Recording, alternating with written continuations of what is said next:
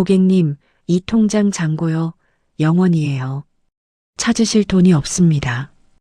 은행원의 차가운 목소리가 객장 안에 울려 퍼졌습니다. 뒤에 줄 서 있던 사람들이 킥킥 비웃었죠. 세상에 0원짜리 통장 들고 와서 저 난리를 친 거래.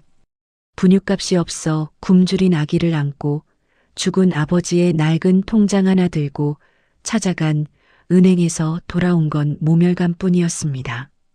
지수는 차가운 대리석 바닥에 주저앉아 아기를 껴안고 울 수밖에 없었죠. 그런데 바로 그때 바닥에 떨어진 통장 겉면의 이름 석자를 본 한 남자의 얼굴이 하얗게 굳었습니다. 태성그룹의 젊은 회장 강민혁이었습니다. 이 통장의 주인 이만호.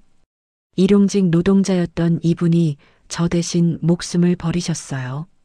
재벌 회장은 왜 0원짜리 통장 앞에서 얼어붙었을까요? 가난한 아버지가 남긴 빈 통장 속에 숨겨진 진짜 유산은 과연 무엇이었을까요? 사연 시작하기 전에 구독 버튼과 좋아요 꼭 눌러주세요. 오늘도 건강하시고 행복이 넘쳐나길 기원하겠습니다. 오늘의 사연 시작합니다. 곰팡이가 슬어있는 반지하 단칸방 안에서 갓난아기 은우가 숨 넘어갈 듯 울어대고 있었습니다. 이지수는 빈 분유통을 거꾸로 뒤집어 흔들다가 바닥에 내려놓았습니다. 은우야, 은우야. 엄마가 줄게. 엄마가 금방 줄 테니까 울지 마. 울지 마, 응? 지수가 아기를 안아 올리며 등을 토닥였지만 은우는 점점 더 세차게 울었습니다. 제발 좀 울지 마. 엄마가 줄 게 없어. 줄 게 없단 말이야. 지수의 목소리가 갈라졌습니다. 지갑 속에는 동전 한 입 남아있지 않았죠. 은우는 울다 지쳐 울음소리마저 점점 잦아들었습니다. 배가 고파서가 아니라 힘이 빠진 것이었습니다. 지수는 방 구석에 놓인 남편의 유품 상자를 뒤지기 시작했습니다.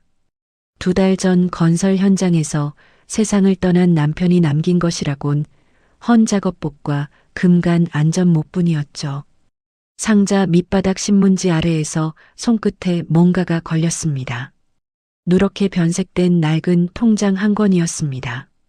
아버지. 통장 겉면에 적힌 이름 이만호. 1년 전 건설 현장 붕괴 사고로 세상을 떠난 친정아버지의 이름이었습니다. 아버지, 혹시 뭐라도 남겨놓으신 거예요? 조금이라도 10,000원이라도 있으면 은우 분유 한 통 살 수 있는데. 지수는 통장을 가슴에 꼭 쥐고 얇은 점퍼를 걸쳤습니다. 은우를 목도리로 감싸 안고 눈보라가 몰아치는 골목으로 나섰죠. 버스비가 없어 내 정거장을 걸었습니다. 40분을 걸어 도착한 시내 중심가의 대형은행 정문을 밀고 들어서자 입구의 경비원이 지수를 위아래로 훑어보았습니다. 손님, 잠깐만요. 어디 가시는 겁니까? 예금 찾으러 왔어요. 지수가 통장을 꺼내 보이자 경비원이 낡은 통장을 흘깃보더니 턱짓을 했습니다. 저쪽 구석에 번호표 뽑는 데 있으니까 거기 가서 뽑고 앉아 계세요. 1시간을 기다려 마주한 3번 창구의 은행원이 통장을 이리저리 살폈습니다. 아이고, 이거 마그네틱이 거의 다 벗겨졌는데요. 예금주 이만호, 본인이세요? 아니요, 돌아가신 저희 아버지 통장이에요. 아, 그러시면 상속인 조회를 해야 되거든요. 신분증하고 가족관계 증명서 가져오셨어요? 신분증은 있는데 가족관계 증명서는 지금 없어요. 증명서가 없으시면 저희도 인출해 드릴 수가 없어요. 지수의 얼굴이 하얗게 질렸습니다. 저기요, 지금 아기가 며칠째 굶고 있어요. 분유 한 통만 살 돈이면 되거든요. 제발 다른 방법 좀 없을까요? 부탁드릴게요. 일단 단말기에 한번 넣어 볼게요. 이게 읽힐지 모르겠는데 잠시만요. 은행원이 통장을 기계에 넣었다 뺐다를 서너 번 반복하는 사이 뒤쪽에서 날카로운 목소리가 터졌습니다. 아니 도대체 저 여자 때문에 얼마나 더 기다려야 하는 거예요. 아기까지 데리고 와서 창구를 막고 있으니까 뒷사람은 어쩌라는 거예요. 응? 모피 코트를 걸친 중년 여자가 팔짱을 낀 채 쏘아붙였습니다. 옆에 양복 차림 남자도 거들었죠. 여기가 무슨 동네 구멍가게예요? VIP 고객을 이렇게 줄 세워놓으면 어떡합니까? 지점장 당장 불러요. 저 사람 빨리 좀 내보내라고요. 지수의 어깨가 움츠러들었고 품속의 은우가 소란에 놀라 다시 울음을 터뜨렸습니다. 그 순간 은행원이 단말기 화면을 확인하고 고개를 들었습니다. 고객님, 이 통장 잔고요. 0원이에요. 찾으실 돈이 없습니다. 그 목소리가 객장 안에 또렷하게 울려 퍼졌습니다. 뒤에 서 있던 사람들 사이에서 웃음소리가 번졌죠. 어머 세상에. 0원짜리 통장 들고 와서 저 난리를 친 거야? 아이고 참. 지수의 무릎에서 힘이 빠졌습니다. 차가운 대리석 바닥 위에 주저앉아 은우를 껴안은 채 소리 죽여 울기 시작했죠. 바로 그때 은행 안쪽 VIP 라운지에서 지점장의 깍듯한 배웅을 받으며 한 사내가 걸어 나왔습니다. 태성그룹의 젊은 회장 강민혁이었습니다. 민혁을 수행하던 비서실장 최 실장이 소란을 발견하고 지수에게 다가갔습니다. 일어나세요. 여기서 이러시면 다른 고객님들한테 불편을 끼치게 됩니다. 최 실장이 지수의 팔을 잡아 일으키려 하는 과정에서 지수의 가슴팍에 끼워져 있던 낡은 통장이 바닥으로 떨어져 펼쳐졌습니다. 민혁의 시선이 바닥에 떨어진 통장 겉면의 세 글자에 닿았습니다. 2만 5. 민혁의 얼굴에서 핏기가 사라졌습니다. 걸음이 멈추고 턱 근육이 굳었습니다. 민혁이 천천히 몸을 숙여 통장을 집어들었습니다. 이 통장 누구 겁니까? 돌아가신 저희 아버지 거예요. 왜요? 돌려주세요. 아버지 성함이 이만호. 네, 맞아요. 근데 왜 그러세요? 통장 돌려주시라고요. 민혁이 바닥에 주저앉은 지수 앞에 섰습니다. 그리고 주변을 향해 입을 열었죠. 1년 전 태성건설 서울 현장에서 철근 구조물이 무너졌을 때 한 분이 제 몸을 밀치고 수십 톤짜리 철근 아래로 뛰어드셨습니다. 민혁이 통장을 들어 보였습니다. 이 통장의 주인 이만호. 일용직 노동자였던 이분이 저 대신 목숨을 버리셨어요.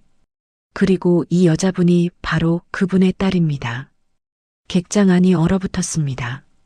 조금 전까지 비웃던 사람들의 입이 굳게 다물어졌죠. 민혁이 품에서 지갑을 꺼내 백지수표를 지수 앞에 내밀었습니다. 아기 분유값부터 앞으로의 생활비까지 제가 전부 책임지겠습니다.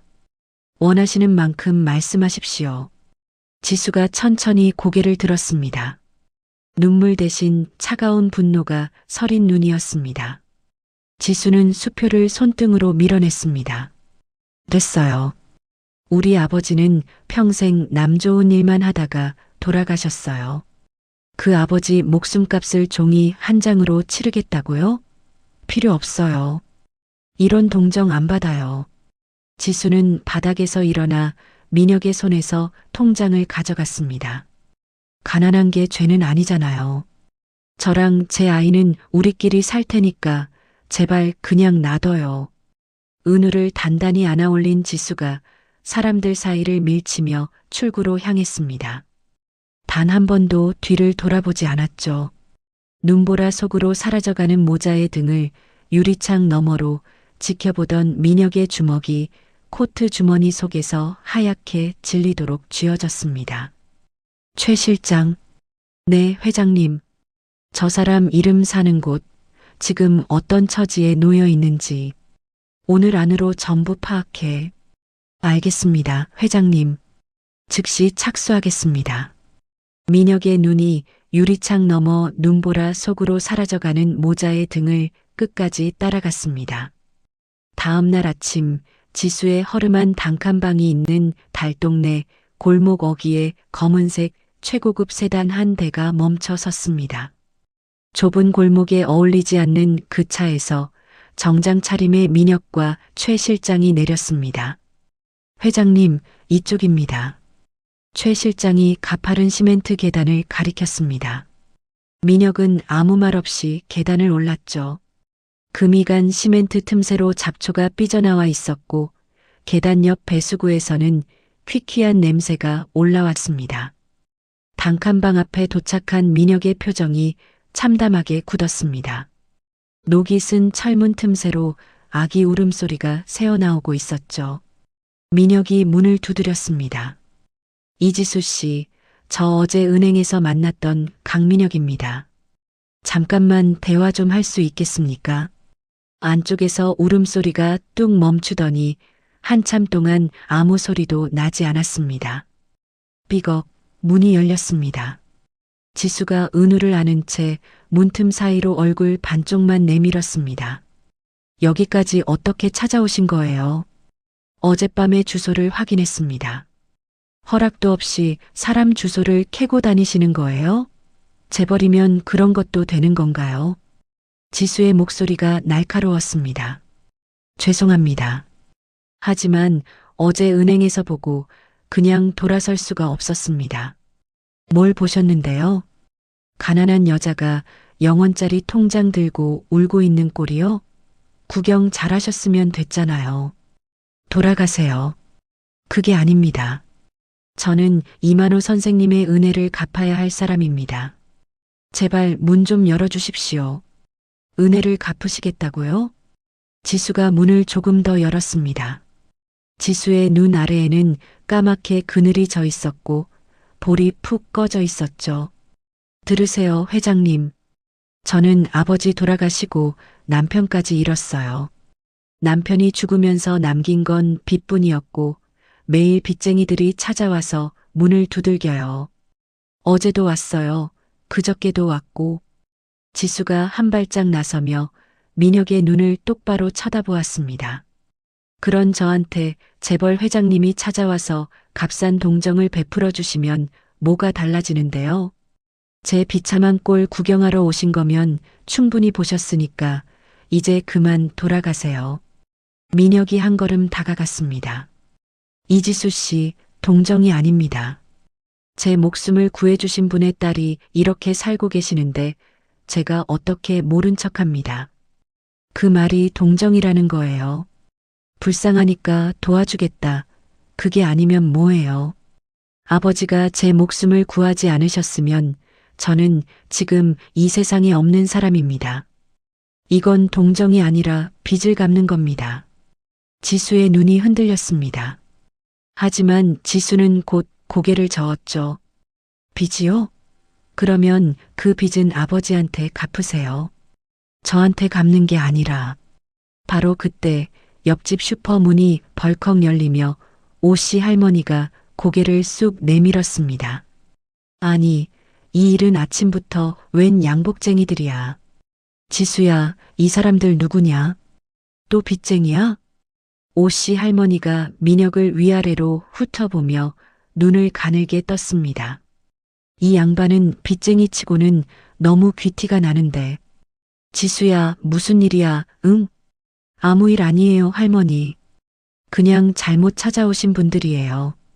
지수가 서둘러 민혁의 등을 떠밀었습니다. 제발 그냥 가세요. 저는 누구 신세도 안 져요. 민혁이 계단을 밀려 내려가면서도 뒤를 돌아보았습니다.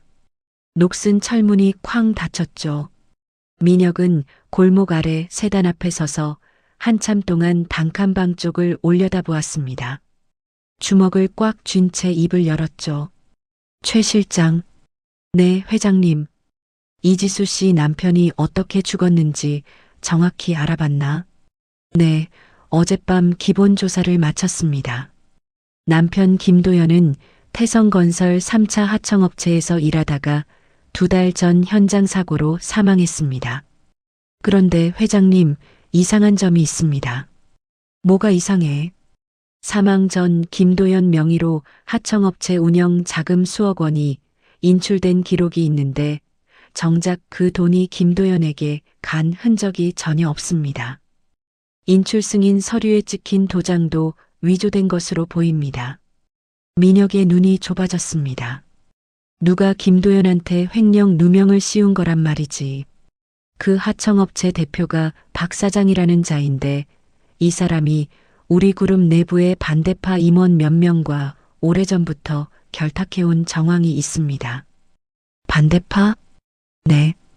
회장님께서 취임 후 하청 구조를 개편하려 하셨을 때 강하게 반발했던 그 임원들입니다. 민혁의 턱 근육이 딱딱하게 굳었습니다. 최 실장, 박 사장과 관련된 모든 하청업체 거래 내역을 전면 재조사해 서류 하나, 전표 한 장까지 빠짐없이 범위가 상당합니다. 시간이 좀 걸릴 수 있습니다. 시간이 문제가 아니야. 내 목숨을 구해준 사람의 딸 남편을 죽인 놈이 우리 그룹 안에 있을 수도 있다는 얘기잖아. 당장 시작해. 알겠습니다, 회장님. 최 실장이 고개를 숙이고 전화기를 꺼내 들었습니다. 그 시각 태성그룹 본사 지하 주차장의 한쪽 구석에 검은 유리창의 승용차 3대가 나란히 멈춰 서 있었습니다. 가운데 차 뒷좌석에 하청업체 대표 박 사장이 앉아 있었고 양옆 차에서 정장 차림의 남자 둘이 내려 박 사장의 차에 올라탔죠. 큰일 났어. 강민혁이 그 여자를 찾아갔대. 반대파 임원 중 하나가 다급한 목소리로 말했습니다.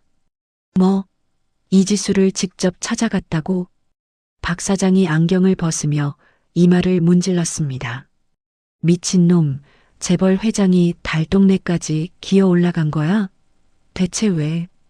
어제 은행에서 이지수를 만났다더군요. 이만호 딸인 걸 알아버린 거예요. 이만호? 그 건설 현장에서 죽은 일용직 영감? 네, 강민혁 목숨을 구하고 죽은 그 사람이요.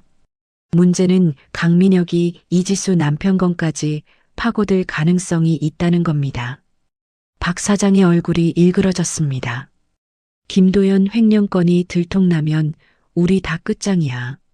그놈한테 다 뒤집어 씌운 게 밝혀지는 순간 감옥행이라고. 그러니까 지금 어떻게 할 건지 빨리 정하자는 겁니다. 박 사장이 창밖을 노려보며 입을 열었습니다. 이지수 그 여자 살아있으면 안 돼. 그 여자가 남편 서류를 들고 어디 가서 입을 열면 우리가 김도연한테 모든 걸 덮어 씌운 게 다 터져. 어떻게 하실 겁니까? 박 사장이 전화기를 꺼내 번호 하나를 눌렀습니다. 장마저기한테 연락해. 이지수 모자를 조용히 처리하라고. 장마저기요? 그 사채업자? 어차피 이지수 남편 빚 독촉하러 다니던 놈이잖아. 자연스럽게 접근할 수 있어. 그날 밤 지수의 단칸방이었습니다. 지수는 며칠째 제대로 먹지 못해 젖조차 나오지 않는 가슴을 움켜쥐고 앉아 있었습니다. 은우가 배고파 보채는 소리가 방 안을 가득 채웠죠. 똑똑. 문 앞에서 작은 소리가 났습니다. 지수가 조심스럽게 문을 열자 아무도 없었고 문 앞 바닥에 분유통 하나가 놓여 있었습니다. 유통기한이 지나 뚜껑이 볼록하게 부풀어 오른 낡은 분유통이었죠. 할머니가 놓고 가셨나? 지수는 분유통을 집어들고 유통기한을 확인했습니다. 일주일이나 지나 있었습니다. 지수의 손이 멈췄습니다. 은우가 다시 울기 시작했죠. 은우야, 엄마가 미안해. 정말 미안해. 지수는 눈물을 삼키며 상한 분유를 물에 탔습니다. 젖병에 담아 은우의 입에 물렸죠. 은우가 허겁지겁 분유를 빨아들이는 모습을 보며 지수의 눈에서 눈물이 멈추지 않았습니다. 그 밤 은우가 갑자기 고열에 시달리기 시작했습니다. 이마가 불덩이처럼 뜨거웠고 먹은 것을 전부 토해냈습니다. 지수는 아기를 안고 텅 빈 골목길을 내달렸습니다.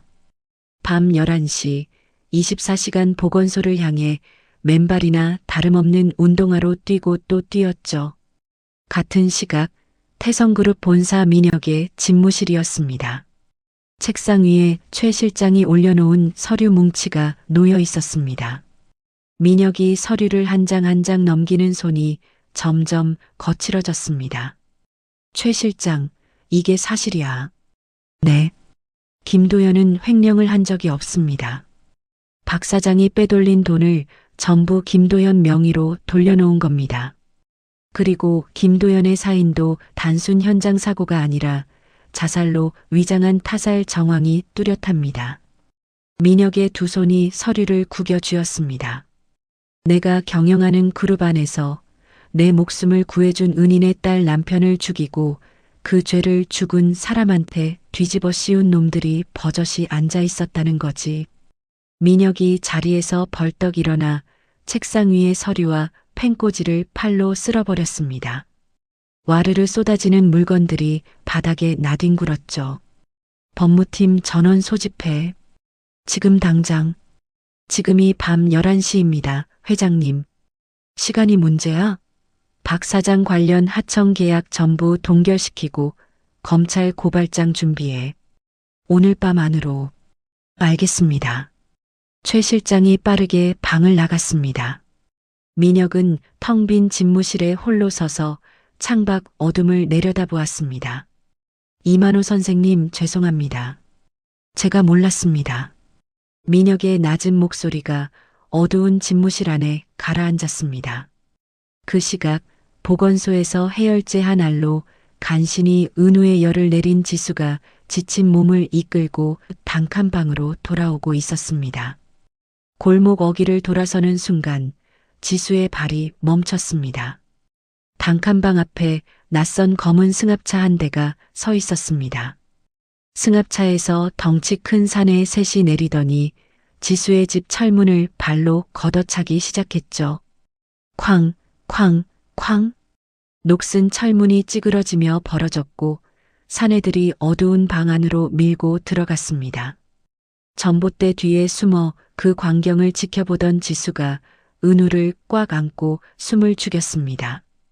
지수는 전봇대 뒤에 몸을 바짝 붙인 채 숨을 멈추었습니다. 사내들이 부서진 철문 안으로 사라진 뒤 방 안에서 물건 뒤지는 소리가 요란하게 울렸죠. 여기 없는데. 여자도 없고 아기도 없어. 차에서 봤을 때 불 꺼져 있었으니까 밖에 나간 거지. 기다려. 곧 돌아올 거야. 굵직한 목소리가 골목까지 또렷하게 들려왔습니다. 지수의 심장이 미친 듯이 뛰었습니다. 품속의 은우가 꿈틀거리며 울음을 터뜨리려는 순간 지수가 아기의 입에 새끼손가락을 물려 울음을 막았죠. 제발, 제발 울지 마.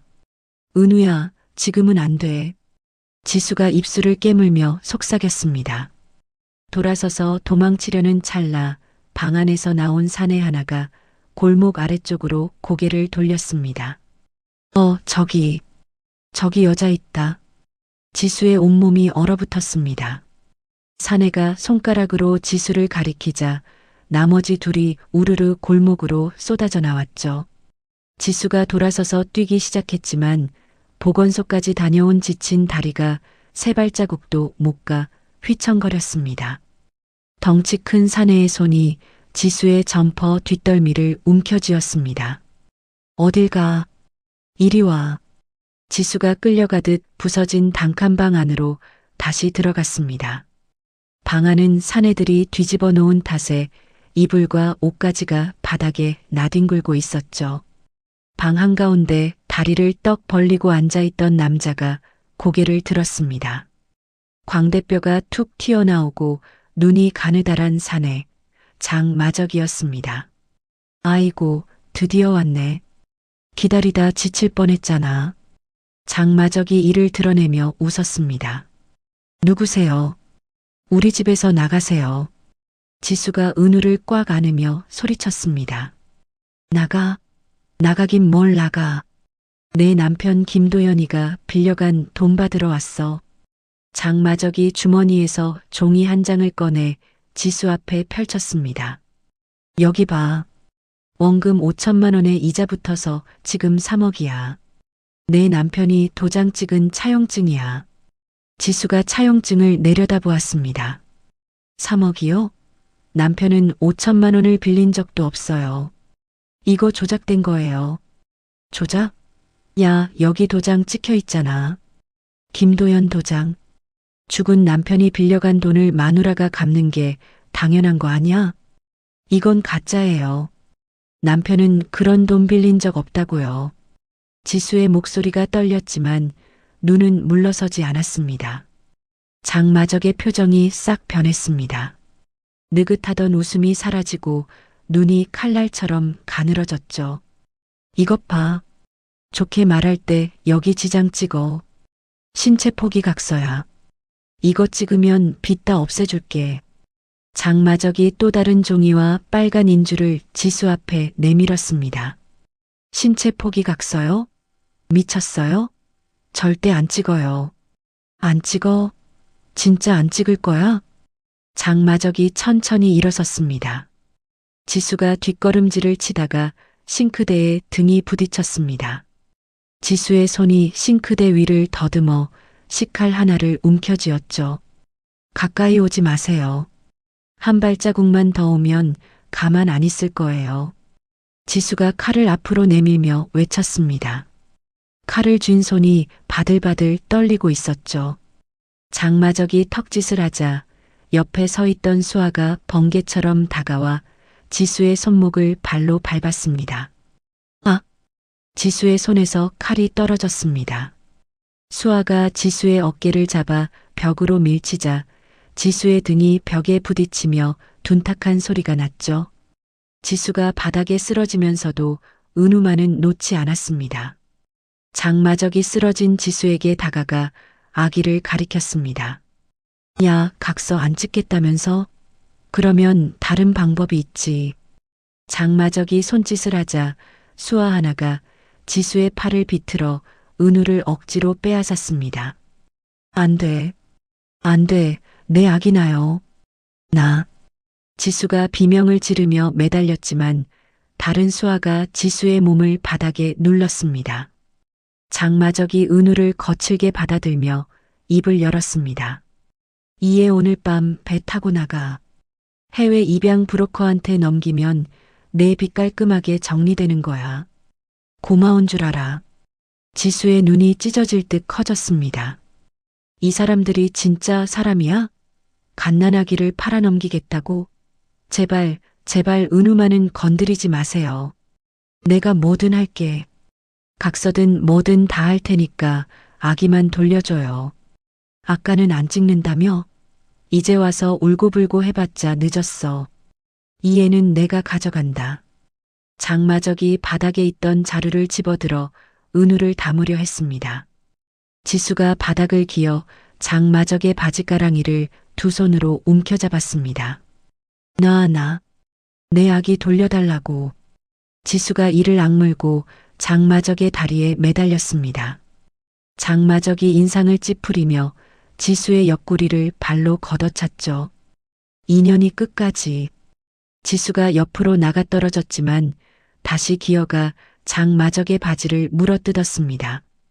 발길질이 2번, 3번 이어졌지만 지수는 놓지 않았습니다. 죽여도 좋으니까 아기만 돌려줘. 제발. 지수의 입에서 피가 흘렀습니다. 바로 그때 밖에서 고함 소리가 터졌습니다. 이 나쁜 놈들아, 당장 경찰 부른다. 경찰. 오씨 할머니가 야구 방망이를 들고 부서진 철문 앞에 서 있었습니다. 할머니 물러나 있어. 상관없는 사람이 끼어들면 다쳐. 수아 하나가 오씨 할머니에게 다가가 어깨를 밀쳤습니다. 할머니가 뒤로 나가 떨어지며 골목 바닥에 쓰러졌죠. 할머니. 지수가 비명을 질렀습니다. 장마적이 은우를 자루에 담고 방을 나서려는 그 순간이었습니다. 기익. 골목 바깥에서 귀를 찢는 타이어 소리가 울렸습니다. 검은색 밴 4-5대가 골목 양쪽을 막아서며 급정거했죠. 차문이 열리고 검은 점퍼를 입은 남자들이 쏟아져 나왔습니다. 손에는 삼단봉이 들려 있었습니다. 태성그룹 특수 경호팀이었습니다. 수십 명의 경호원이 순식간에 골목을 점거하고 단칸방 주변을 겹겹이 에워쌌습니다. 장마적의 수하들이 주춤하며 뒤로 물러섰죠. 뭐야 이것들이. 장마적이 자루를 쥔 채 눈을 이리저리 굴렸습니다. 경호원들이 양쪽으로 갈라서며 길을 텄습니다. 그 사이로 검은 코트를 입은 민혁이 천천히 방 안으로 걸어 들어왔습니다. 민혁의 얼굴에 짙은 살기가 서려 있었죠. 민혁의 눈이 장마적의 손에 들린 자루에 꽂혔습니다. 자루 안에서 은우의 울음소리가 새어나오고 있었습니다. 그 자루 내려놔. 민혁의 목소리가 낮고 차가웠습니다. 너 누구야? 여기 왜 끼어들어? 내려놓으라고 했다. 민혁이 손짓 한 번을 하자 경호원들이 방 안으로 밀려 들어왔습니다. 수아 셋이 저항할 틈도 없이 팔이 꺾이고 무릎이 꿇려졌죠. 장마적이 자루를 든 채 뒷걸음질을 쳤지만 경호원 둘이 양쪽에서 장마적의 팔을 잡아 비틀었습니다. 으악, 이 자식들이. 나. 자루가 바닥에 떨어졌고 민혁이 재빠르게 자루를 받아 은우를 꺼냈습니다. 울음을 터뜨리는 은우를 민혁이 조심스럽게 안아 올렸죠. 바닥에 짓눌린 장마적의 머리채를 경호원이 틀어쥐어 얼굴을 들게 했습니다. 민혁이 주머니에서 서류 뭉치를 꺼내 장마적의 얼굴 앞에 들이밀었습니다. 이거 내 주인 박 사장의 비자금 장부야. 횡령 내역, 김도연한테 죄를 뒤집어 씌운 증거 전부 들어있어. 민혁이 서류를 장마적의 입에 쑤셔 넣었습니다.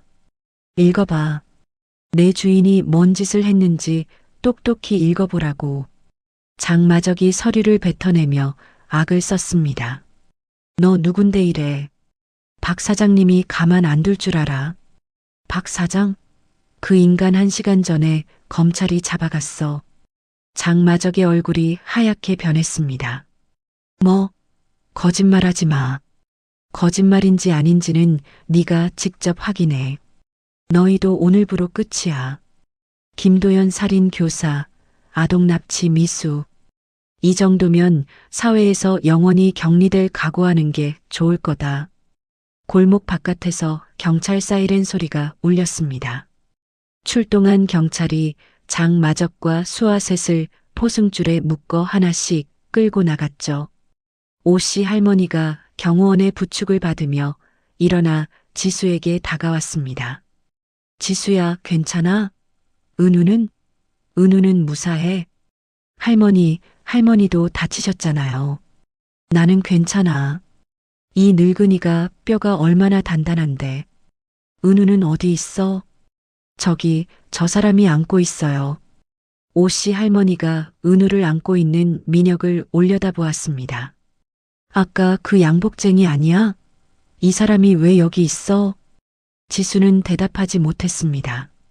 모든 것이 끝나고 방 안에 무거운 정적이 내려앉았습니다. 극도의 공포와 긴장이 한꺼번에 풀리자 지수의 몸이 흔들렸습니다. 은우를 껴안으려 민혁에게 다가가던 지수의 눈이 뒤집히며 몸이 앞으로 꺾였죠. 민혁이 한 팔로 은우를 안은 채 다른 팔로 쓰러지는 지수를 받아냈습니다. 이지수 씨, 정신 차리세요. 지수는 대답이 없었습니다. 최 실장, 차 돌려. 태성병원 응급실로 간다. 지금 당장. 민혁은 피투성이가 된 지수를 조심스럽게 안아 올렸습니다. 다른 팔에는 울다 지친 은우가 매달려 있었죠. 뒷좌석에 지수와 은우를 태운 세단이 골목을 빠져나가 어둠 속으로 내달렸습니다. 지수가 태성병원 VIP 병동에서 눈을 뜬 것은 사흘이 지난 뒤였습니다. 하얀 천장이 눈에 들어왔고 코끝에 소독약 냄새가 스쳤죠. 지수가 고개를 돌리자 병실 한쪽에 놓인 아기 침대에서 은우가 새근새근 잠들어 있었습니다. 은우. 지수가 몸을 일으키려 하자 옆구리에서 날카로운 통증이 올라왔습니다. 그때 병실 문이 열리며 민혁이 들어왔죠. 무리하지 마세요. 갈비뼈에 금이 갔습니다. 은우는 괜찮은 거예요? 네. 소아과 전문의가 매일 확인하고 있습니다. 열도 내렸고 분유도 잘 먹고 있어요. 지수가 아기 침대 쪽을 바라보며 길게 숨을 내쉬었습니다. 여기가 어디예요? 태성병원 VIP 병동입니다. VIP 병동이요? 저는 이런 데 있을 사람이 아닌데요. 퇴원할게요. 갈비뼈에 금이 간 사람이 어딜 갑니까? 치료 다 끝나고 퇴원하셔도 늦지 않습니다. 치료비는 어떻게 내요? 저한테는 돈이 없다고요.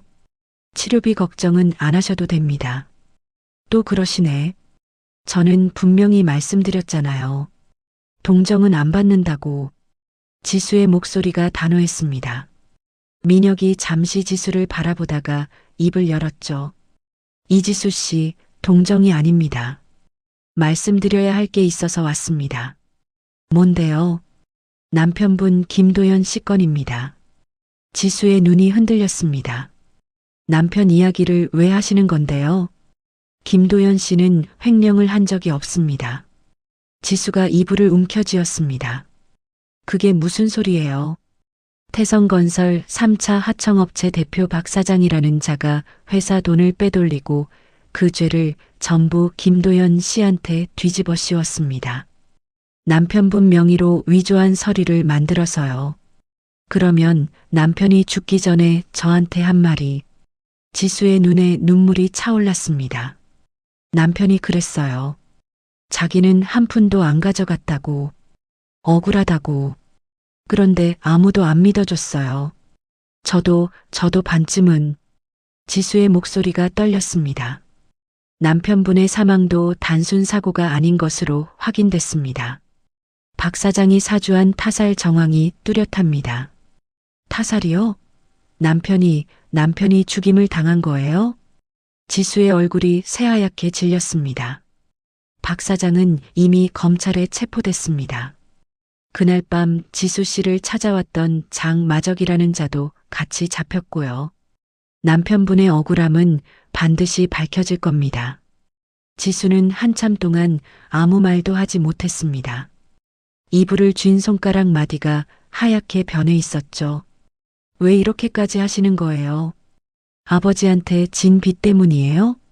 빚도 있지만 제가 경영하는 그룹 안에서 이런 일이 벌어졌습니다. 그건 제 책임입니다. 지수가 민혁의 눈을 오래 들여다보았습니다. 민혁은 시선을 피하지 않았죠. 사흘 뒤 퇴원 절차를 마친 지수와 은우를 민혁이 직접 차에 태웠습니다. 차가 멈춘 곳은 태성그룹 임원 사택 단지 아니었죠. 철통 보안 게이트를 지나 도착한 건물 앞에서 지수가 차 밖으로 나오며 눈이 커졌습니다. 여기가 어디예요? 임원 사택입니다. 당분간 여기서 지내시면 됩니다. 사택이요? 저보고 여기서 살라고요? 지수가 고개를 저었습니다. 안 돼요. 이건 너무 과한 거예요.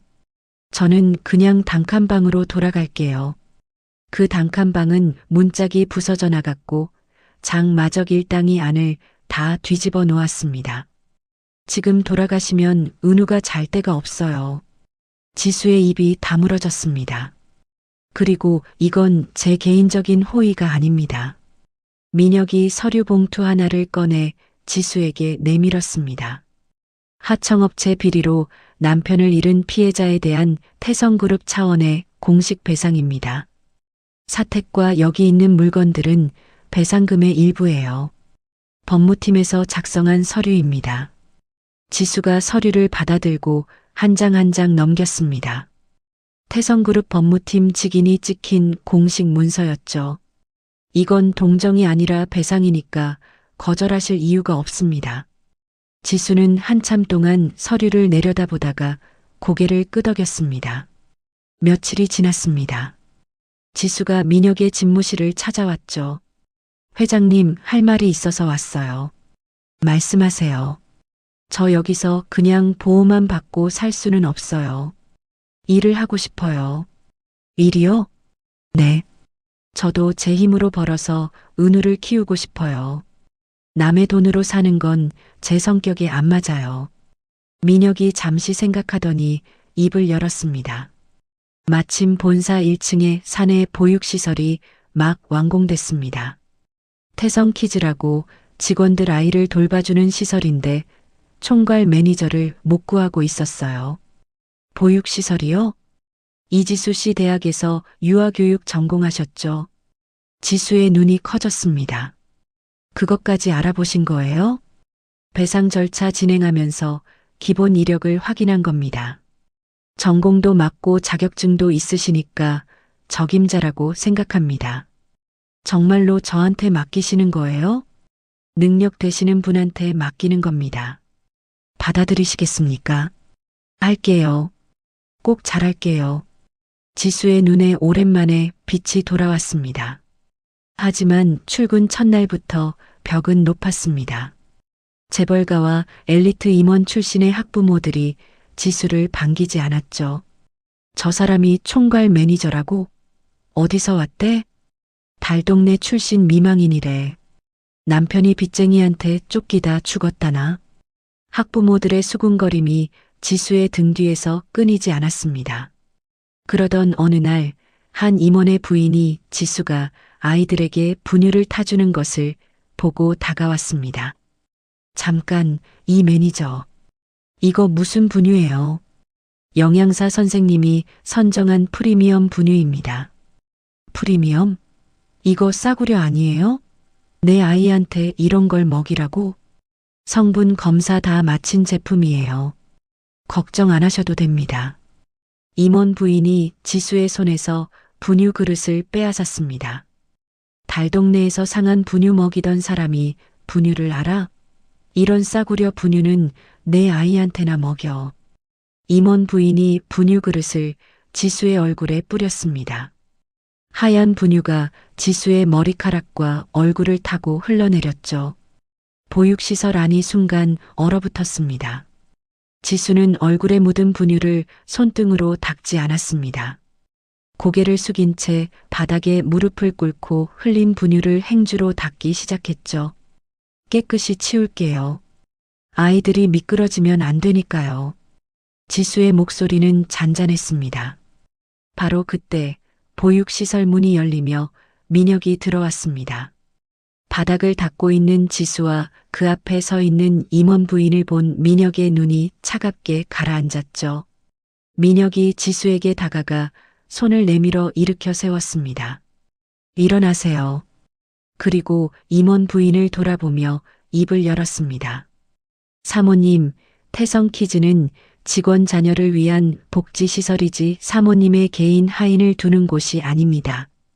다음에 이런 일이 한 번만 더 발생하면 이용 자격을 박탈하겠습니다. 임원 부인의 얼굴이 불그락푸르락 변했지만 민혁의 차가운 눈빛 앞에서 아무 말도 하지 못한 채 뒤로 물러섰습니다. 며칠 뒤 보육시설에서 아이들이 블록놀이를 하고 있었습니다. 교사 2명이 아이들을 지켜보는 사이 한 아이가 작은 블록을 입에 넣었죠. 캑. 아이의 얼굴이 순식간에 파랗게 변했습니다. 숨을 쉬지 못하고 두 손으로 목을 움켜쥐었죠. 어떻게. 빨리 구급차 불러요. 교사가 울상이 되어 허둥댔습니다. 지수가 전속력으로 달려왔습니다. 지수는 아이를 안아 올려 등을 자기 쪽으로 돌리고 아이의 명치 위에 주먹을 대고 위로 밀어 올렸습니다. 1번, 2번, 3번. 뱉어내. 괜찮아. 선생님이 도와줄게. 4번째 압박에 아이의 입에서 블록 조각이 툭 튀어나왔습니다. 아이가 크게 숨을 들이쉬며 울음을 터뜨렸죠. 괜찮아. 이제 다 됐어. 잘했어. 지수가 아이를 꼭 안으며 등을 토닥였습니다. 소식을 듣고 달려온 부부가 보육시설 문을 벌컥 열었습니다. 아이의 아버지인 태성그룹 핵심 임원과 그 부인, 며칠 전 지수에게 분유를 뿌린 바로 그 여자였죠. 준혁아. 임원 부인이 아이에게 달려가 껴안았습니다. 아이가 블록을 삼켜서 숨이 막혔는데 이 매니저가 바로 응급처치를 해서 빼냈습니다. 교사가 설명하자 임원 부인의 얼굴이 하얗게 질렸습니다. 당신이 우리 준혁이를 살린 거예요? 지수가 고개를 끄덕였습니다. 임원 부인의 무릎이 꺾이며 지수 앞에 풀썩 주저앉았습니다. 옆에 서 있던 임원도 함께 무릎을 꿇었죠. 미안해요. 정말 미안해요. 그때 제가 얼마나 못된 짓을 한 건지. 임원 부인이 지수의 손을 잡고 울었습니다. 괜찮아요. 준혁이가 무사한 게 중요하지. 다른 건 아무것도 아니에요. 지수가 임원 부인의 손을 잡아 일으키며 말했습니다. 이 일을 계기로 학부모들의 시선이 완전히 달라졌습니다. 태성키즈는 그룹 내에서 가장 만족도 높은 복지시설로 자리를 잡았죠. 지수의 건의로 오씨 할머니가 보육시설 전담 조리사로 특별 채용되었습니다. 아이고, 내가 여기서 밥을 하게 될 줄이야. 지수야, 이 할미가 솜씨 하나는 끝내주는 거 알지? 알죠, 할머니. 할머니 된장찌개 마시면 아이들이 밥 안 먹는다는 소리 못 할 거예요. 그럼. 이 할미 손맛을 누가 당하겠어. 오씨 할머니가 앞치마를 매며 씩씩하게 웃었습니다. 매일 저녁 퇴근 시간이 되면 민혁이 보육시설로 내려왔습니다. 서투른 손놀림으로 은우의 기저귀를 갈다가 테이프를 엉뚱한데 붙이기 일쑤였죠. 회장님, 그쪽이 아니라 이쪽이에요. 거꾸로 붙이셨잖아요. 이게 왜 이렇게 어렵습니까? 기업 인수합병보다 더 어려운 것 같은데. 그래도 처음보다는 많이 늘었어요. 지수가 웃으며 민혁의 손 위에 자기 손을 얹어 테이프 위치를 잡아주었습니다. 민혁의 귀가 살짝 붉어졌지만 지수는 알아채지 못했죠. 주말이면 세 사람이 민혁의 차를 타고 교회 마트로 장을 보러 갔습니다. 카트 안에 은우를 태우고 민혁이 밀어주면 은우가 까르르 웃음을 터뜨렸죠. 회장님, 은우가 회장님 보면 제일 많이 웃어요. 그런가요? 나한테 웃는 겁니까? 카트가 좋아서 웃는 겁니까? 회장님한테 웃는 거예요. 확실해요. 지수가 웃으며 은우의 볼을 손가락으로 톡 건드렸습니다. 마트 계산대에서 카트를 나란히 밀고 나오는 세 사람의 모습은 누가 보아도 한 가족이었습니다. 태성그룹 본사 대강당에 긴급 주주총회가 소집되었습니다. 반대파 수장장 전무가 단상 위 마이크 앞에 섰죠. 존경하는 주주 여러분, 오늘 강민혁 회장의 해임안을 상정합니다. 객석이 웅성거렸습니다. 강민혁 회장은 검증되지 않은 외부인에게 시가 30억 원짜리 임원 사택을 사적으로 제공했습니다. 장 전무가 리모컨을 누르자 대형 스크린에 지수의 사진이 떠올랐습니다. 달동네 골목에서 해진 점퍼를 입고 아기를 안고 있는 모습이었죠. 이지수, 달동네 출신 미망인입니다. 남편이 횡령 혐의를 지고 죽은 사람의 아내예요. 이 여자가 회사 자산인 사택에 공짜로 살면서 사내 보육시설 총괄 매니저까지 맡고 있습니다. 이사회 승인도 없이요. 주주들 사이에서 고개를 끄덕이는 사람들이 늘어났습니다. 이것도 보십시오. 스크린에 은행 로비 바닥에 주저앉아 우는 지수의 뒷모습 사진이 떠올랐습니다. 0원짜리 통장 들고 은행 바닥에서 울던 사람입니다. 이런 사람을 태성그룹 시설의 총괄 매니저로 앉힌 게 정상적인 경영 판단입니까? 객석 곳곳에서 혀차는 소리가 흘러나왔습니다. 민혁은 앞줄에 앉아 표정 하나 바꾸지 않았지만 무릎 위 두 손의 손가락 끝이 떨리고 있었죠. 지금 바로 회의만 표결에 들어가겠습니다. 동의하시는 분은 장 전무가 손을 들려는 바로 그 순간이었습니다. 쾅! 대강당 맨 뒤쪽에 대형 문이 벌컥 열렸습니다. 문 앞에 태성그룹 핵심 임원이 서 있었습니다. 지수가 아들 준혁이의 목숨을 구해준 바로 그 사람이었죠. 옆에 부인이 나란히 섰고 뒤로 수십 명의 직원들이 줄지어 서 있었습니다. 표결 전에 할 말이 있습니다. 핵심 임원이 단상으로 걸어가 마이크를 넘겨받았습니다. 장 전무님이 이지수 매니저를 검증 안 된 외부인이라 하셨는데 사실과 다릅니다. 이지수 매니저는 태성건설 하청업체 비리로 남편을 잃은 피해자입니다. 피해자 보상 매뉴얼에 따라 정당하게 채용된 겁니다. 핵심 임원이 법무팀 공식 서류를 스크린에 비추었습니다. 남편의 횡령 혐의도 하청업체 대표 박 사장이 조작한 겁니다. 박 사장은 지금 구치소에 있어요. 그리고 이게 핵심입니다. 스크린에 그래프가 떠올랐습니다. 이지수 매니저 부임 후 보육시설 이용률이 40%에서 98%로 올랐고 운영비 대비 수익률도 흑자 전환됐습니다. 직원 만족도 1위예요. 검증 안 된 사람이 이런 성과를 냅니까? 장 전무의 이마에 땀이 맺혔습니다. 핵심 임원의 부인이 단상 앞으로 나왔습니다. 저도 한 말씀 드리겠습니다. 저는 이지수 매니저에게 분유를 얼굴에 뿌린 사람이에요. 싸구려라고 모욕을 줬습니다.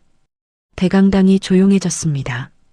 그런데 며칠 뒤 제 아들이 블록에 목이 막혀서 숨을 못 쉬는데 아무도 손을 못 댈 때 이지수 매니저가 뛰어와서 살려냈어요. 자기한테 분유를 던진 사람의 아이를 목숨 걸고 살린 거예요. 이런 사람이 어디 있습니까? 임원 부인이 두꺼운 서류를 높이 들었습니다. 여기 보육시설 학부모 직원 전원의 서명이 담긴 연대 성명서입니다. 저희 모두 이지수 매니저 덕분에 안심하고 아이를 맡기고 일하고 있습니다. 강민혁 회장님의 리더십을 전적으로 지지합니다. 뒤에 선 수십 명의 직원들이 일제히 고개를 숙였습니다. 장 전무, 피해자 돕는 게 사적 유용이야? 이건 좀 아닌 것 같은데. 하청업체 비리로 남편 잃은 사람한테 보상하는 건 당연한 거 아니야? 주주들의 수군거림이 장 전무를 향했습니다. 표결 결과는 압도적이었습니다. 해임하는 부결, 반대파 임원 3명의 직무정지안이 가결되었죠. 그 주말 사택정원에서 은우의 첫 번째 돌잔치가 열렸습니다. 돌잡이 상위에 실, 연필, 청진기가 놓여 있었고 한가운데에 민혁이 올려놓은 태성그룹 사원증이 있었죠. 은우가 아장아장 걸어가 사원증을 덥석 집어들었습니다. 사원증 잡았다. 우리 회사 막내 사원 탄생이네.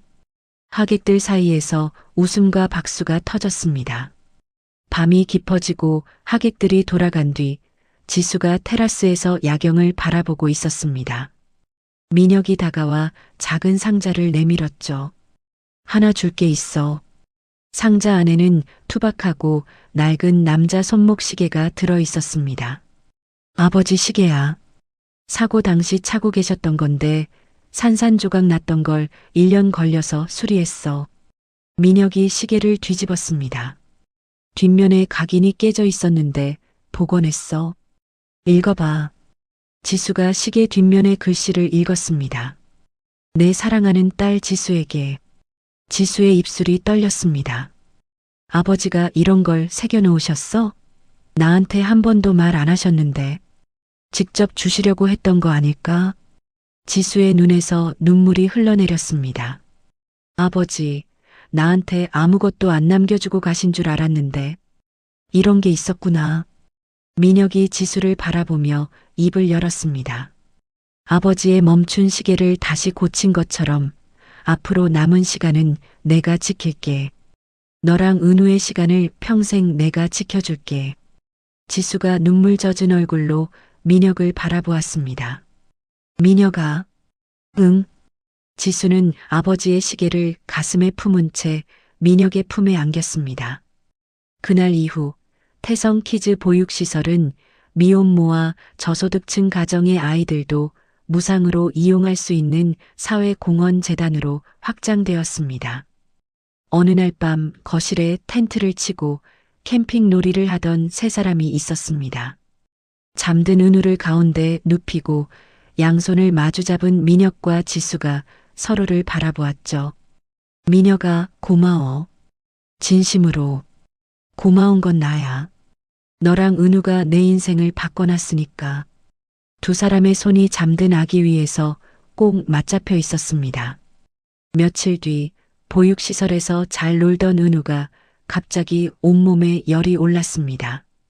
교사가 은우를 안아 올리는 순간 은우의 입에서 까만 피가 쏟아졌죠. 은우가 그대로 의식을 잃고 바닥에 쓰러졌습니다. 은우야, 은우야. 눈 떠봐. 은우야. 지수가 달려와 은우를 안아 올렸지만 아기는 축 늘어져 있었습니다. 사이렌을 울리며 구급차가 태성병원 응급실에 도착했습니다. 국내 최고 의료진이 총동원되어 긴급 검사에 들어갔죠. 민혁이 응급실 앞에서 지수와 나란히 서 있었습니다. 지수는 두 손을 꼭 모은 채 눈을 감고 있었고 민혁은 복도 벽에 등을 기댄 채 한마디도 하지 못했죠. 검사가 끝나고 주치의가 나왔습니다. 주치의의 얼굴이 참담하게 굳어 있었죠. 보호자분들 앉으시겠습니까? 서서 듣겠습니다. 말씀하세요. 민혁이 대답했습니다. 은우의 간 전체가 빠른 속도로 망가지고 있습니다. 간이 완전히 기능을 잃어가는 상태예요. 이대로 두면 며칠을 버티기 어렵습니다. 치료법은요? 약으로 안 됩니까? 약으로는 불가능합니다. 간이식만이 유일한 방법인데 문제는 시간이에요. 간이 망가지는 속도가 너무 빠릅니다. 지수의 다리가 풀렸습니다. 민혁이 재빨리 지수의 팔을 잡아 부축했죠. 제 간을 주세요. 제가 엄마니까 제 간이 맞을 거예요. 지금 당장 수술해 주세요. 지수가 주치의의 팔을 잡으며 말했습니다. 보호자분의 마음은 충분히 이해합니다. 하지만 은우의 혈액형이 극히 드문 유형이라 친모의 간도 이식이 안 됩니다. 거부 반응이 일어나요. 그게 무슨 소리예요? 제가 낳은 아이인데 제 간이 안 맞는다고요? 유전적 돌연변이입니다. 발생 확률이 수만 분의 1이에요. 지수가 복도 벽을 짚으며 주저앉았습니다. 그러면 어떻게 해요? 어떻게 하면 되는 거예요? 적합한 기증자를 찾아야 합니다. 전국 장기 기증센터에 긴급 등록하겠습니다. 주치의가 돌아간 뒤 민혁이 전화기를 꺼내 들었습니다. 최 실장, 지금 당장 국내외 장기 기증센터 전부 연락해. 태성그룹 이름으로 할 수 있는 건 다 해.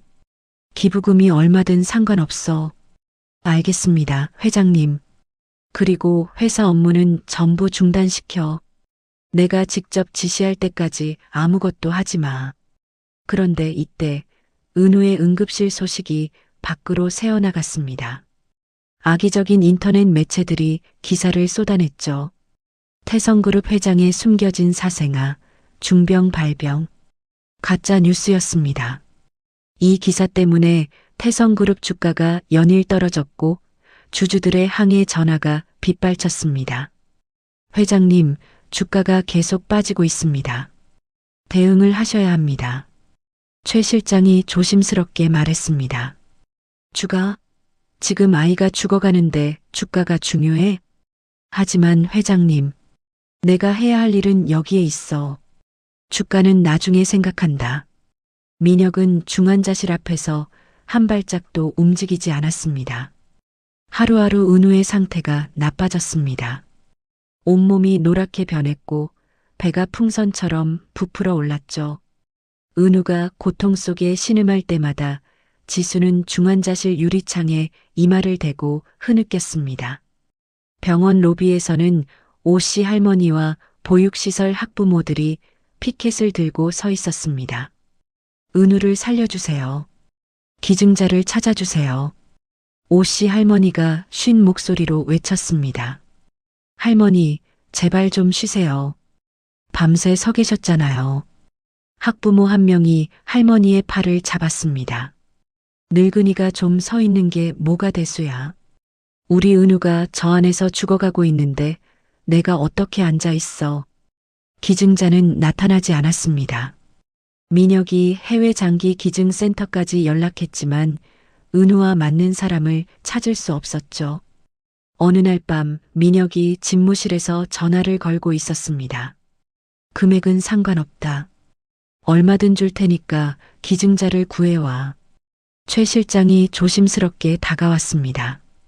회장님, 그쪽은 불법 브로커입니다. 알아. 회장님의 경력이 끝날 수도 있습니다.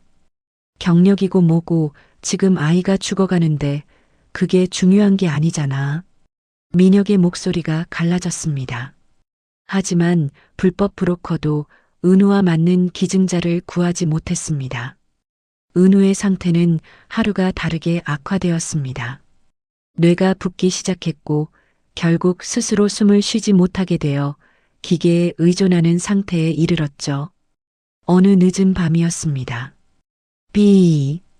은우의 심장 박동기에서 날카로운 경고음이 울렸습니다.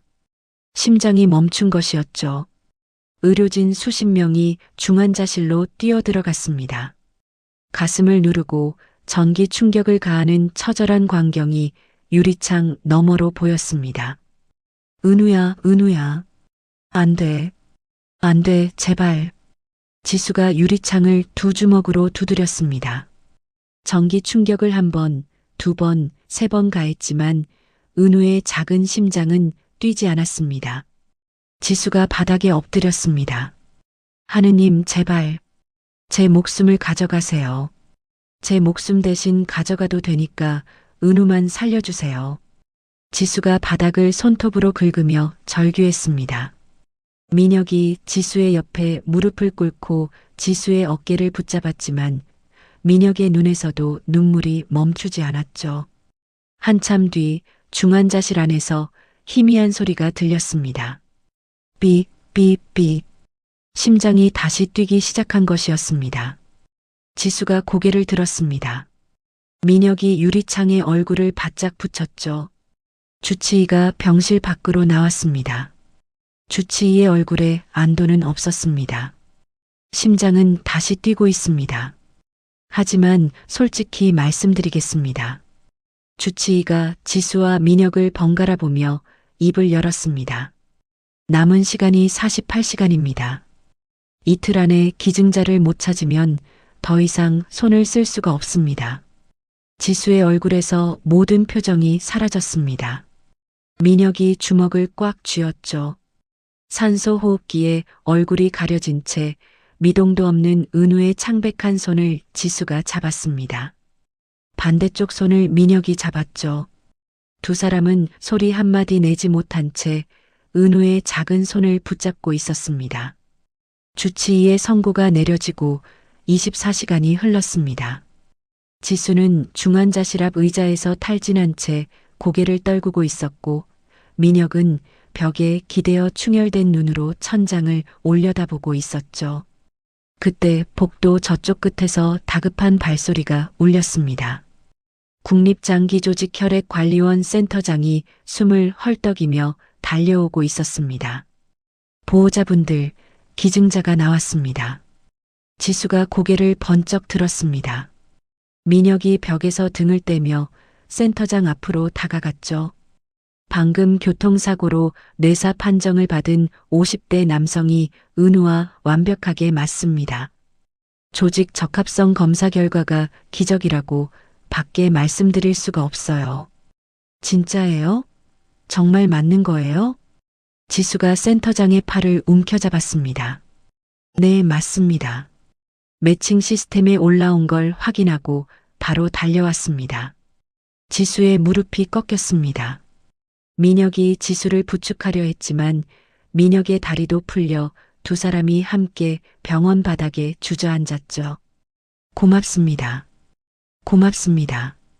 지수가 센터장의 손을 잡고 울었습니다. 민혁도 고개를 숙인 채 입술을 깨물고 있었죠. 병원은 즉각 수술실 3곳을 동시에 가동하며 수술 준비에 돌입했습니다.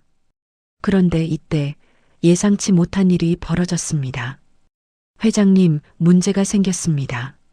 최 실장이 급히 달려와 보고했습니다. 기증자 가족 측에서 기증 동의를 철회하겠다고 합니다. 뭐? 이유가 뭐야? 인터넷에 퍼진 가짜 뉴스를 봤답니다.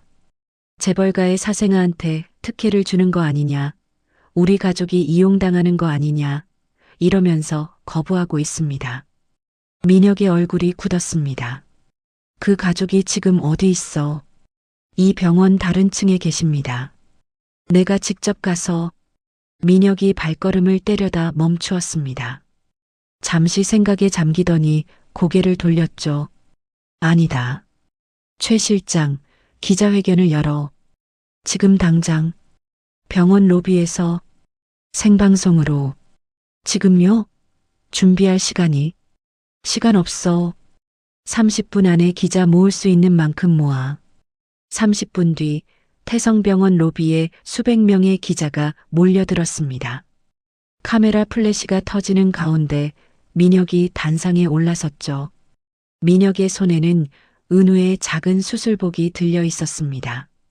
오늘 이 자리에서 모든 진실을 말씀드리겠습니다. 민혁이 카메라를 정면으로 바라보며 입을 열었습니다. 인터넷에 떠도는 기사는 전부 거짓입니다. 은우는 제 사생아가 아닙니다. 은우의 어머니 이지수 씨의 남편 김도연 씨는 태성건설 하청업체 대표 박 사장의 횡령에 희생된 피해자입니다. 박 사장이 회사 돈을 빼돌리고 그 죄를 김도연 씨한테 뒤집어 씌웠고 입막음을 위해 김도연 씨를 죽음으로 몰았습니다. 기자들의 카메라 셔터 소리가 빗발쳤습니다. 그리고 은우의 외할아버지 이만호. 민혁의 목소리가 떨렸습니다. 이만호 선생님은 1년 전 건설 현장에서 무너지는 철근 아래로 뛰어들어 저를 살리고 돌아가신 분입니다. 평생을 일용직 노동자로 사시면서 딸한테 남긴 건 장고 0원짜리 통장 한 권뿐이었습니다. 하지만 그분은 제 목숨을 구해주셨습니다. 민혁이 손에 든 수술복을 들어 올렸습니다. 지금 이 병원 안에서 그분의 손자가 죽어가고 있습니다.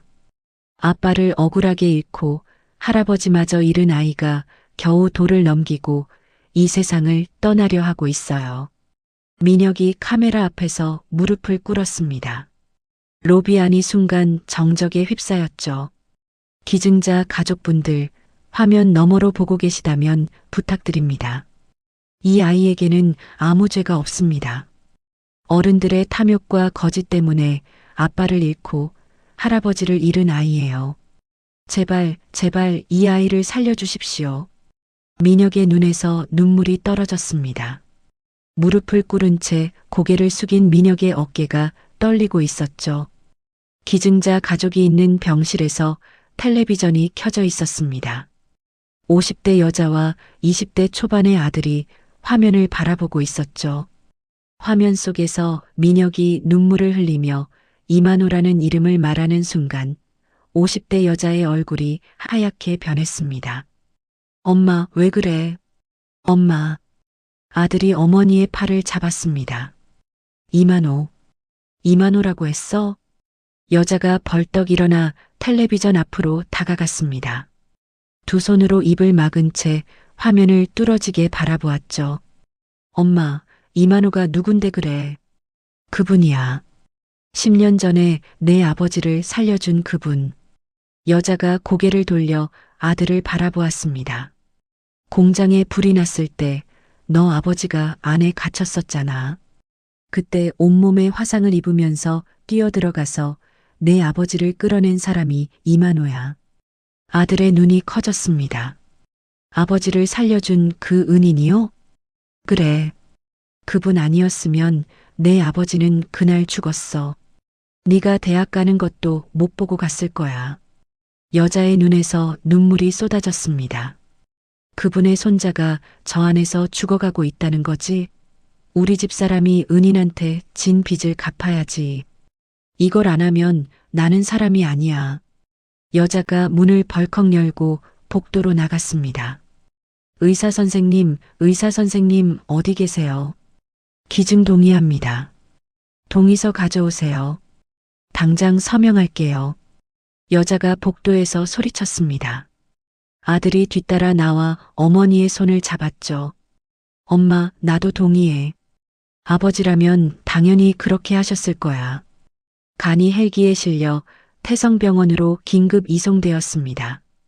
14시간에 걸친 대수술이 시작되었죠. 지수는 병원 예배당 차가운 바닥에 엎드려 꼼짝도 하지 않았습니다. 두 손을 꼭 모은 채 14시간을 그 자리에서 버텼죠. 수술실 문이 열렸습니다. 땀에 흠뻑 젖은 주치의가 마스크를 내리며 말했습니다. 수술 성공했습니다. 은우가 살았어요. 대기실에 있던 오씨 할머니가 주저앉으며 울음을 터뜨렸습니다. 세상에, 세상에. 우리 은우가 살았어.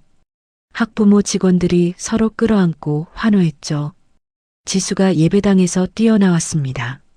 민혁이 복도 끝에서 지수를 향해 고개를 끄덕였죠. 지수가 민혁에게 달려가 품에 안겼습니다. 살았어. 은우가 살았어. 민혁아. 그래, 살았어. 은우가 살았어. 민혁이 지수를 꼭 안았습니다. 며칠 뒤 병원 안비밀 접견실에서 기증자 가족과의 만남이 이루어졌습니다. 접견실 문이 열리고 50대 여자와 아들이 들어오는 순간 민혁 뒤에 섰던 최 실장의 얼굴이 경악으로 굳었습니다. 회장님, 저분들 제가 압니다. 뭐? 1년 전 이만호 선생님 장례식에 찾아와서 거액의 조의금을 놓고 가신 분들입니다. 그때 너무 울어서 제가 부축해드렸거든요. 절대 잊을 수 없습니다. 민혁이 최 실장을 돌아보았습니다. 여자가 지수 앞에 섰습니다. 당신이 이만호 선생님 딸이지요? 네, 맞아요. 내 남편이 김아무개예요. 10년 전에 공장에 불이 났을 때 당신 아버지가 온몸에 불이 붙는 걸 무릅쓰고 뛰어들어서 내 남편을 끌어냈어요. 지수의 눈이 커졌습니다. 당신 아버지 아니었으면 내 남편은 10년 전에 죽었어. 아들이 대학 가는 것도 손자 얼굴 보는 것도 못했을 거야. 여자의 목소리가 떨렸습니다. 기자회견에서 이만호라는 이름을 듣는 순간 알았어. 우리가 이 빚을 갚아야 한다는 걸. 은인이 목숨 걸고 살려준 덕에 우리 가족이 10년을 더 함께 살았는데 그 은인의 손자를 살리는 게 당연한 거잖아. 여자가 지수의 손을 잡았습니다.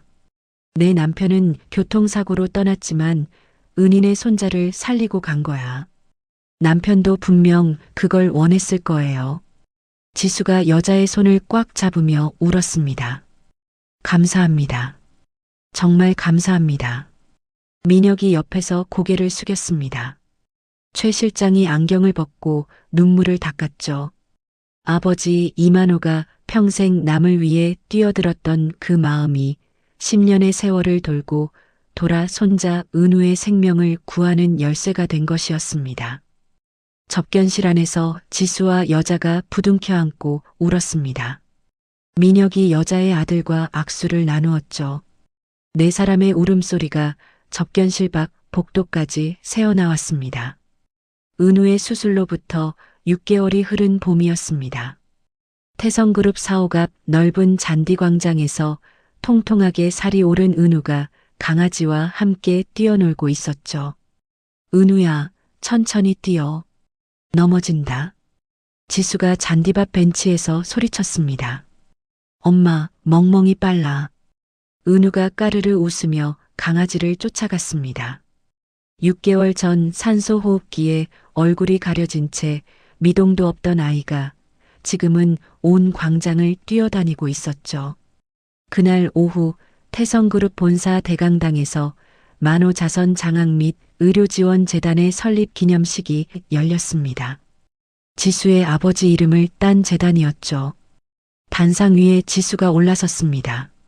1년 전 은행 바닥에 주저앉아 울던 그 여자가 정장을 차려입고 수백 명의 귀빈 앞에 당당하게 서 있었습니다. 단상 뒤 대형 스크린에 뉴스 화면이 짧게 스쳐 지나갔습니다. 하청업체 박 사장과 사채업자 장마적이 법정에서 최고 형량을 선고받고 수의를 입은 채 끌려가는 장면이었죠. 객석에서 박수가 터졌습니다. 단상 아래 귀빈석 첫 줄에 네 사람이 나란히 앉아 있었습니다. 은우를 무릎에 앉힌 민혁, 고급스러운 한복을 차려입은 오씨 할머니, 그리고 은우에게 간을 기증한 김씨의 아내와 아들이었죠. 아이고, 이 한복 너무 불편해. 움직일 수가 없네. 오씨 할머니가 한복 고름을 만지작거리며 투덜거렸습니다. 할머니, 너무 잘 어울리세요. 오늘 주인공이시잖아요. 김씨의 아들이 웃으며 말했습니다. 주인공은 무슨, 주인공은 저기 있지. 오씨 할머니가 단상 위에 지수를 올려다보았습니다. 지수가 마이크를 잡았습니다. 오늘 이 자리에 서기까지 수없이 많은 분들의 도움이 있었습니다. 하지만 먼저 한 사람 이야기를 하려고 합니다. 지수가 잠시 숨을 고르고 입을 열었습니다. 1년 전 저는 분유값이 없어서 죽은 아버지의 통장을 들고 은행에 갔습니다. 잔고는 0원이었어요. 아버지는 저한테 아무것도 안 남겨주고 가신 줄 알았습니다. 지수의 목소리가 떨렸습니다. 곰팡이 핀 단칸방에서 아기가 굶어 울고 있는데 해줄 수 있는 게 아무것도 없었어요. 그날 은행 바닥에 주저앉아서 생각했습니다. 이대로 끝인가 보다. 나도 은우도 여기서 끝인가 보다. 객석이 조용해졌습니다. 그런데 아버지가 남긴 건 빈 통장이 아니었습니다. 지수가 고개를 들었습니다. 아버지는 평생 일용직 노동자로 사시면서 돈은 한 푼도 못 모으셨지만 위험에 빠진 사람을 보면 자기 몸을 던지셨어요. 10년 전에는 불타는 공장에 뛰어들어서 한 사람의 목숨을 구하셨고 1년 전에는 무너지는 철근 아래로 뛰어들어서 또 한 사람의 목숨을 구하셨습니다.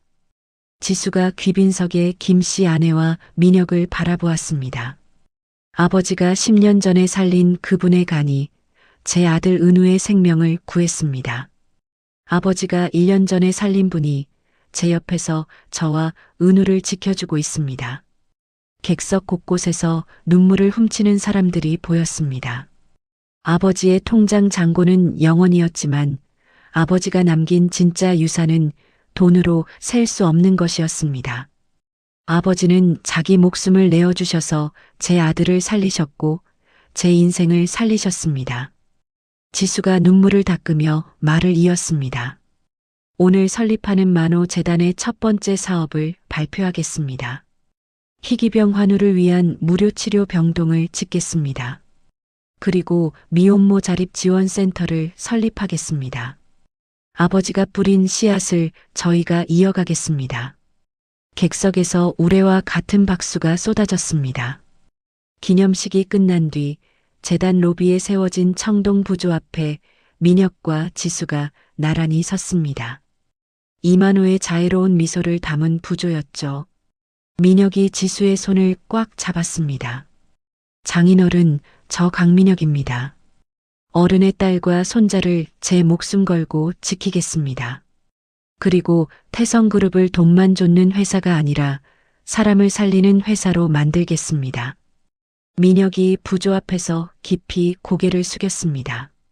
며칠 뒤 세 사람이 차를 타고 어딘가로 향했습니다. 차가 멈춘 곳은 지수가 살던 달동네의 낡은 골목이었죠. 여기 왜 온 거야?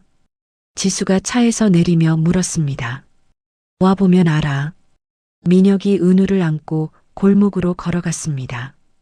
골목 곳곳에 철거를 알리는 펜스가 쳐져 있었죠. 펜스 위에 거대한 조감도가 걸려 있었습니다.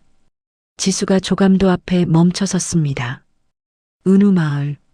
저소득층과 미혼모를 위한 무상임대주택 단지.